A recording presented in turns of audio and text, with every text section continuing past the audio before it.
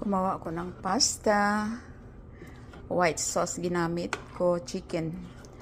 May chicken pa ako kasing natira na pinakuluan ko, kaya ginawa ko na lang siyang pasta para hindi masayang. Lagyan ko siya ng broccoli, lagyan ko siya ng mushroom. Yes. Ginawa ko lang siya ng white sauce, like gumamit ako ng mushroom soup, cream of mushroom soup, and cream, Nestle cream gamit ko.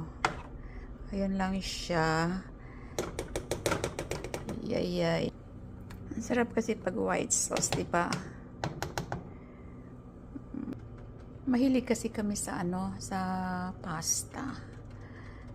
Kaya yung asawa ko mahilig din sa pasta. Ang sarap nito. Yan na siya. Nilagyan ko siya ng parmesan cheese. Eat na tayo.